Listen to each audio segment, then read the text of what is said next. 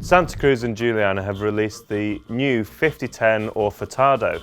It's their 130mm 27.5-inch tyred trail bike.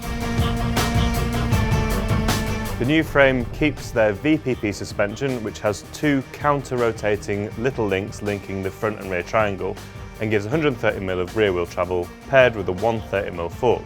The shock is driven by the upper link, as Santa Cruz say that this is better for a trail bike that's designed to be ridden longer distances and gives slightly better uphill performance than a lower link designed, such as the new Bronson.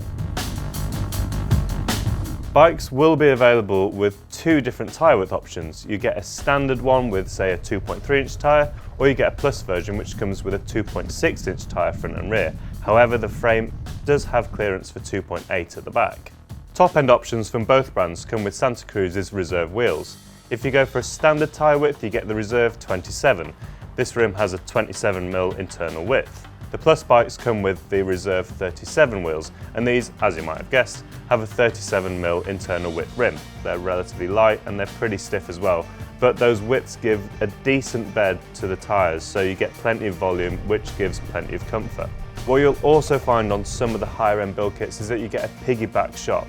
So that means that there's extra oil volume, which means more consistent performance on longer downhills. What you'll also find on the new frames is that you get some nice little details. So there's room for two bottle cages within the frames, you get a down tube protector, there's a new box around the BB area which is said to be quite a bit stiffer as well, and it gives nicer cable routing for your stealth routed dropper posts. There's a flip chip there to optimise, so say Santa Cruz, the geometry for the 2.6-inch tyres. Obviously they're a little bit taller than a standard 2.3, and so you have a lower setting for the bigger Plus wheels and a high setting for the standard wheels. But you can also tune the feel of the bike with this flip chip. So if you like a lower, slacker setting, even with the smaller tyres, then you can do so. And to be honest, that's what we would recommend anyway.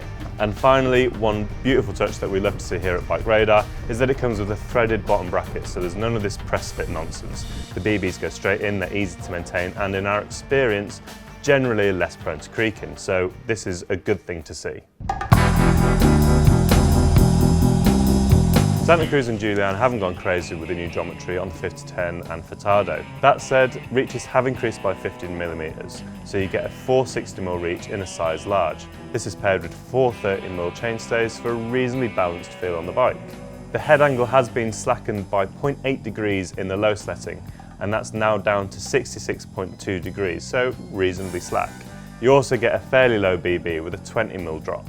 This places your weight nice and low in the bike, and with that slackish head angle, this should relate to pretty good trail manners. Finally, you get a 75-degree seat angle. This is reasonably steep, and that should put your hips nicely over the cranks for an efficient pedaling position on the bike. Santa Cruz said that the upper link driven shock means that the bike is a better pedaler than some of its more gravity-orientated bikes, such as the Bronson or the Nomad, and I'd agree with that statement. The bike doesn't wallow at all, it feels very sprightly, very active and very willing to accelerate when you press on the pedals. This means it's a very competent climber. I'd happily spend all day riding up big hills on this bike. When it comes to coming down the hill again, actually the Vpp suspension does work very well. It's quite a neutral feeling bike, but it deals pretty well with smaller bumps and still handles the bigger stuff well as well, despite only having 130mm of travel. It's definitely a trail bike, it's not an enduro one, but it's also not a cross-country bike, so you can push it into bigger terrain should you wish to. I'd like to spend much more time on the 5010. It's the kind of bike that suits the riding I like to do. So look out for a full review on BikeRadar.com or right here, and in the meantime, don't forget to like or subscribe.